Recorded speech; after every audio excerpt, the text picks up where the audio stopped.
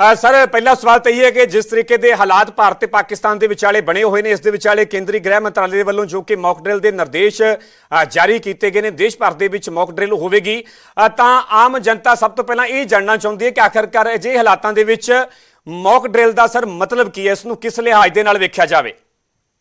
तो किसी भी जंग से पहले मॉक ड्रिल की बहुत ही आवश्यकता होती है। साफ तौर पे लोगों को बताया जाएगा कि एयर रेड जब होगा, जब दुश्मन का हवाई जहाज आता है या दुश्मन का रॉकेट आता है या दुश्मन का मिसाइल आता है या दुश्मन का ड्रोन आता है, तो उससे पहले एयर रेड वार्निंग दी जाती है। ये एयर रेड वार्निंग कैसी कैसे होती है, कितनी लंबी होती है, तो उसके बाद में जब कोई खतरा नहीं होता तो ऑल क्लियर का दिया होता है। तो ऑल क्लियर का कैसे दिया जाता है, ये लोगों को प्रैक्टिस कराई जाएगी, इसकी रिहर्सल कराई जाएगी। साथ ही साथ ताकि दुश्मन का हवाई जहाज अक्सर रात के समय हमला करते हैं, उस समय जो है पूरी बिजली को ठप कर दिया जाएगा। और बड़ा लाजमी है कि लोग आजकल हर एक के पास में इन्वर्टर है, लोगों को यकीन करना है कि उनके घर के दरवाजे और खिड़कियों में पर्दे लगे हों ताकि किसी प्रकार से बाहर लाइट ना जाए, क्योंकि अगर बाहर लाइट जाएगी तो दुश्मन को उसकी सहायता मिलेगी। दुश्मन साफ तौर पर जानना चाहता है कि जो इम्पोर्टेंट टारगेट्स है वो कहाँ पर है, और लाइट से उसका फायदा होता है जी। तीसरा जो है बहुत बड़े पैमाने पर जो आपके इम्पोर्टेंट टारगेट्स है, जब आप कोई एमुनिशन डंप है, कोई पेट्रोल डंप है, कोई कम्युनिकेशन सेंटर है, कोई एयरबेस है, जैसे आदमपुर है, हरवाड़ा है, पंजाब में सिरसा है, उनको सुरक्षित किया जा रहा है। तो उनके लिए वो बहुत कार्रवाई की जाएगी। जितने हॉस्पिटल है, हॉस्पिटल के ऊपर रेड क्रॉस का साइन लगाया जाता है। ऐसे में सिर्फ लड़ाई के समय बहुत बड़ा नुकसान हो सकता है। किसी बिल्डिंग के ऊपर मिसाइल आके गिरती है तो कुछ लोगों की जान जाएगी और कुछ लोग मलबे में दबे होंगे। उस समय सिविल डिफेंस ने कैसे काम करना है, एनसीसी ने कैसे काम करना है, इसकी भी रिहर्सल है, ताकि किसी प्रकार का कोई पैनिक ना हो। उनको कहाँ ले जाना है, कौन से हॉस्पिटल में ले जाना है, कैसे ले जाना है, इस सब की रिहर्सल होती है। क्योंकि अगर रिहर्सल नहीं हुई तो अचानक हमला हो जाए बिना मॉक ड्रिल के, तो बहुत बड़े पैमाने पर पैनिक हो सकता है। फिर कई हॉस्पिटल में उनको कहा जाएगा कि 50 से 60% बेड्स जो है वो केवल और केवल वॉर रिलेटेड कैजुअलिटीज के लिए इस्तेमाल किए जाए, ताकि ये ना हो कि उनको हॉस्पिटल से हॉस्पिटल भागना पड़े उस समय।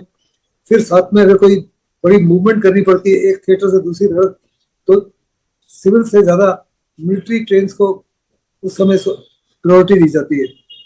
फिर साथ ही साथ में जैसे गाड़ियों की कमी होती है तो सिविल हायर ट्रांसपोर्ट को हम हायर कर लेते हैं।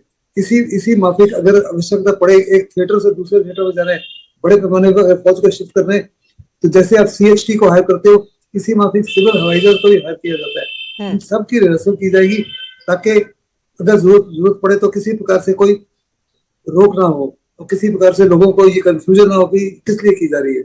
जी सर, इत्थे भी जरूर सवाल बनता है क्योंकि जिस तरीके के हालात बने हुए हैं, भारत के वालों पाकिस्तान के खिलाफ लगातार शिकंजा भी कसिया जा रहा है, वड्डे फैसले लिए जा रहे हैं। जो इन्हां हालातों के विच मॉक ड्रिल होंदी है तो की इसनूं जंग के लिहाज के नाल ही वेख्या जाए कि उस वर्गे उस सिचुएशन बनती हुई नजर आ रही है, हालात बनते हुए नजर आ रहे हैं कि इस करके ये मॉक ड्रिल करते हुए वध तों वध लोकां नूं अवेयर करने की, जागरूक करने की कोशिश की जा रही है। इसमें किसी प्रकार का कोई शक नहीं कि मॉक ड्रिल जो की जाती है, ये 1971 की लड़ाई के बारे में 54 साल के पहली बार मॉक ड्रिल की जा रही है देश में। आपको याद होगा उरी के समय, पुलवामा के समय, कारगिल के समय कोई बड़ी लड़ाई का अंदेशा नहीं था, इसलिए किसी की मॉक ड्रिल नहीं की गई। लेकिन इसमें लगता है कि जब हिंदुस्तान बड़ी कार्रवाई करता है, क्योंकि हमने साफ तौर पे कहा है कि जो हमारी कार्रवाई होगी इस बारी वो पुलवामा से ज्यादा बड़ी होगी, उरी से ज्यादा बड़ी होगी। और उरी और पुलवामा जो था, हमने दोनों टेररिस्ट के खिलाफ किया था। एक टेररिस्ट के लॉन्च पैड जब उनके ट्रेनिंग कैंप्स में, दूसरा टेररिस्ट का हेडक्वार्टर था। इस बारी साफ तौर पर कहा कि उनके आकाश भी के खिलाफ भी कार्रवाई की जा सकती है, और उन आका के पीछे जो उनकी प्लानिंग और एग्जीक्यूशन में लगे हुए हैं, जाने पाकिस्तान की आर्मी और आईएसआई, उनको भी नहीं बख्शा जाएगा हमारे प्रधानमंत्री। ऐसे में रिटेलिएशन भी बड़ी जबरदस्त होगी पाकिस्तान की तरफ से जी। उनके असला वगैरह तो नहीं है, 3-4 दिन की लड़ाई से ज्यादा असला नहीं है उनके इंजन ऑयल नहीं है, डीजल नहीं है, पेट्रोल नहीं है। हवाई जहाज को उड़ाने के लिए सब चीजें चाहिए, वक्त गाड़ियां टैंक्स को चलाने के लिए चाहिए। उनकी बड़ी जबरदस्त कमी है। पाकिस्तान तो कम्प्लीटली कंगाल है, हर प्रकार की मुसीबत में फंसा हुआ है। उधर से बलूचिस्तानी वाले अटैक कर रहे हैं, बीएलए ये तरीके तालिबान पाकिस्तान में कर रहे हैं, लेकिन इसके बावजूद वो रिटेलिएट जरूर करेगा और हमारे यहाँ भी जान और माल का नुकसान इस बार जरूर होगा। जी। ऐसे में बहुत इंपॉर्टेंट है मॉक ड्रिल को करना, ताकि लोगों में किसी प्रकार की दहशत ना हो, किसी प्रकार का खौफ ना हो और किसी प्रकार का पैनिक ना हो। सब ठंडे दिमाग से सही तरीके से कार्रवाई करें, क्योंकि यकीनन कुछ ना कुछ तो नुकसान उनको भी होगा। ਸਰ ਜਿਵੇਂ ਤੁਸੀਂ 1971 ਦੀ ਜੰਗ ਦਾ ਜ਼ਿਕਰ ਕੀਤਾ ਕਿ ਇਸ ਤੋਂ ਪਹਿਲਾਂ ਉਦੋਂ ਮੌਕ ਡਰਿਲ ਕੀਤੀ ਗਈ ਸੀ, ਜੇ ਤੁਸੀਂ ਹੋਰ ਵਿਸਥਾਰ ਦੇ ਨਾਲ ਦੱਸੋ ਕਿ ਉਦੋਂ ਕਿਸ ਤਰੀਕੇ ਦੇ ਹਾਲਾਤ ਬਣੇ ਸਨ, ਕਿਵੇਂ ਇਵੇਂ ਇਸ ਲੈਵਲ ਤੇ ਹੀ ਮੌਕ ਡਰਿਲ ਕੀਤੀ ਗਈ ਸੀ? ਮੌਕ ਡਰਿਲ ਤੋਂ ਬਾਅਦ ਚ ਕਿੰਨੇ ਦਿਨਾਂ ਤੱਕ ਜੋ ਕਿ ਜੰਗ ਦੀ ਸ਼ੁਰੂਆਤ ਹੋਈ ਸੀ? देखो उस समय तो मॉक ड्रिल जो है बहुत अनेकों बारी रिहर्सल हो चुकी थी। 3 दिसंबर 71 को लड़ाई स्टार्ट हुई थी, उससे पहले अनेकों बारी मॉक ड्रिल हो चुकी थी। और उसका फायदा हुआ जब जंग स्टार्ट हुआ। तो लोगों को पैनिक नहीं हुआ, लोगों को साफ तौर पर पता लगा कि क्या है एयर रेड वार्निंग, क्या होती है ऑल क्लियर की वार्निंग, क्या होती है, हमने किस समय क्या करना है, ब्लैकआउट के समय क्या करना है। उस समय तो ब्लैकआउट की रिहर्सल भी की गई थी, एक बार नहीं अनेकों बार जी। क्योंकि साफ तौर पर नजर आ रहा है कि जंग तो होगी, क्योंकि जंग का फैसला तो बहुत पहले ले लिया गया था, लेकिन कब शुरू होगी ये नहीं पता था।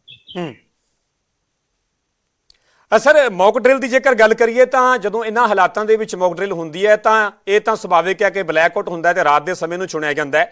ਰਾਤ ਦੀ ਕਿਹੜੀ ਟਾਈਮਿੰਗ ਨੂੰ ਚੁਣਿਆ ਜਾਂਦਾ ਹੈ ਸਰ? ਕਿੰਨੇ ਸਮੇਂ ਤੱਕ ਮੌਕ ਡਰਿਲ ਹੁੰਦੀ ਹੈ ਤੇ ਉਸ ਦੇ ਵਿੱਚ ਕਿਹੜੀ ਜਾਣਕਾਰੀ ਆਮ ਜਨਤਾ ਨੂੰ, ਲੋਕਾਂ ਨੂੰ ਦਿੱਤੀ ਜਾਂਦੀ, ਉਸ ਬਾਰੇ ਅਵੇਅਰ ਕੀਤਾ ਜਾਂਦਾ ਹੈ? ਕਿਹੜੀਆਂ ਫੋਰਸਸ ਉਸ ਦੇ ਵਿੱਚ ਸ਼ਾਮਲ ਹੁੰਦੀਆਂ ਨੇ?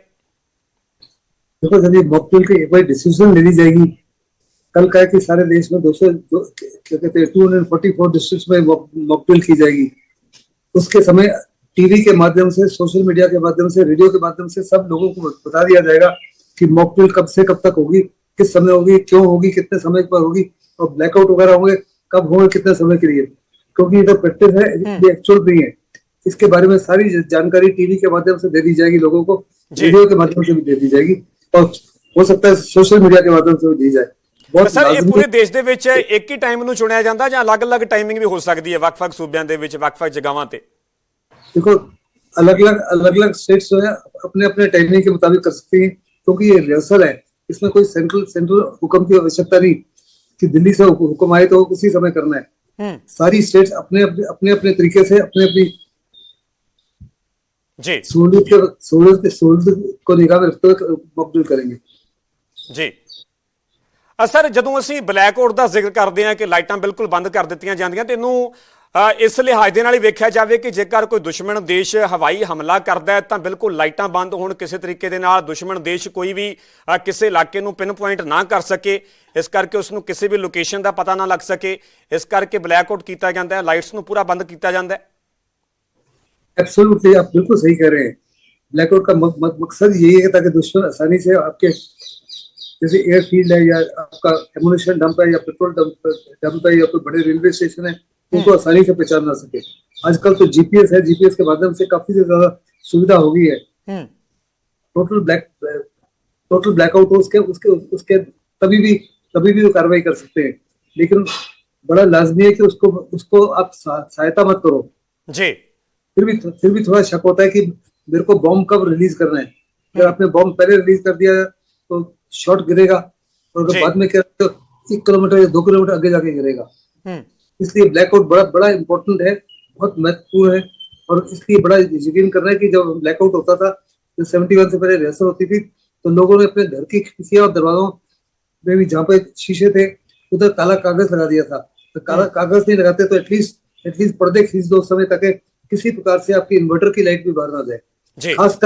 खास करके वो वाइटल इंस्टॉलेशन, जैसे मैंने कहा आपका एमुनेशन डंप है या कोई पेट्रोल डंप है या कोई इंपॉर्टेंट रेलवे स्टेशन है या कोई एयरफील्ड है, इनमें ऊपर तो 100% ब्लैकआउट होना चाहिए जी।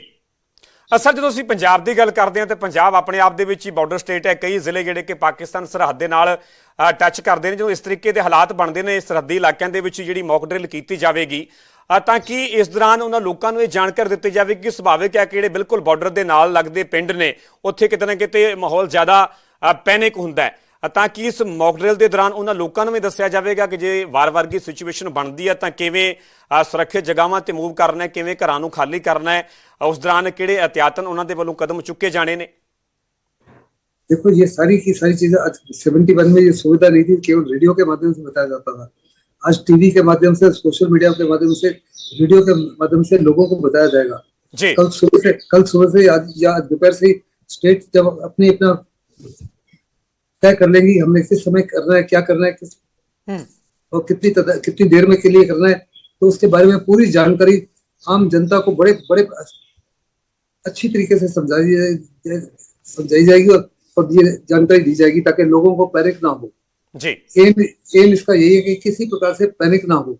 जी और जहां तक बॉर्डर विलेजेस को खाली कराने की आवश्यकता है, वो खाली कराने की आवश्यकता वही होगी जहाँ पे हमको लगता है कि हमारा काउंटर ऑफेंसिव या हमारा कोई आर्मर्ड थ्रस्ट वहां से जाना है, या लगता है कि दुश्मन की बड़ी कार्रवाई उस इलाके में हो सकती है। जी सर, जिस तरीके ਦੀ ਫਿਲਹਾਲ ਸਿਚੁਏਸ਼ਨ ਬਣੀ ਹੋਈ ਹੈ, ਪਹਿਲਗਾਮ ਅੱਤਵਾਦੀ ਹਮਲੇ ਤੋਂ ਬਾਅਦ ਚ ਲਗਾਤਾਰ ਪ੍ਰਧਾਨ ਮੰਤਰੀ ਨਰਿੰਦਰ ਮੋਦੀ ਦੇ ਵੱਲੋਂ ਵੱਖ-ਵੱਖ ਸੈਨਾਵਾਂ ਦੇ ਮੁਖੀਆਂ ਦੇ ਨਾਲ ਮੁਲਾਕਾਤਾਂ ਕੀਤੀਆਂ ਜਾ ਰਹੀਆਂ ਨੇ, ਲਗਾਤਾਰ ਕਈ ਵੱਡੇ ਫੈਸਲੇ ਲਏ ਜਾ ਰਹੇ ਨੇ। ਤੁਸੀਂ ਇਸ ਪੂਰੀ ਸਿਚੁਏਸ਼ਨ ਨੂੰ ਇੱਕ ਰਿਟਾਇਰਡ ਆਫੀਸਰ ਦੇ ਤੌਰ ਤੇ ਜਾਂ ਇੱਕ ਰੱਖਿਆ ਮਾਹਿਰ ਦੇ ਤੌਰ ਤੇ ਕਿਵੇਂ ਵੇਖਦੇ ਹੋ? ये साफ तौर पर दर्शाता है कि हिंदुस्तान बड़ा सीरियस है, पाकिस्तान कंप्लीटली बैकफुट पर है। पाकिस्तान को साफ तौर पर नजर आ रहा है इस बार कि कोई बड़ी कार्रवाई होगी। हमारे प्रधानमंत्री ने बिहार में जब रैली तभी बोला, मन की बात में बोला, फिर केरला में रैली के समय बोला। उसके कल हमारे डिफेंस मिनिस्टर राजनाथ सिंह ने साफ तौर पर बोला है कि हम बख्शेंगे नहीं उन टेररिस्ट को और उनके आकाश को और उनके पीछे जो प्लानिंग और एग्जीक्यूशन में थे, उन किसी को नहीं बख्शेंगे जी और घुसकर मारेंगे। साफ तौर पर उन्होंने कहा कि आप दुनिया में कहीं भी छुप जाओ, हम आपको डिटेक्ट करेंगे, ट्रेस करेंगे और निकालेंगे। यानी बिल्कुल उसी माफी का कार्रवाई हिंदुस्तान करेगा जैसे प्रेसिडेंट ओबामा ने सबोटाबाद में से बिन लादेन को निकाला था। हम भी उनकी दिल में से जहाँ छुपे हुए ना, आपके दाऊद इब्राहिम या हाफिज सईद या सलालुद्दीन या लखवी या मसूद अजहर, उनको ढूंढ निकालेंगे। और बार बार हमारे रक्षा मंत्री प्रधानमंत्री कह रहे हैं उनको हम छोड़ेंगे नहीं, उनको ढूंढ निकालेंगे और खत्म करेंगे।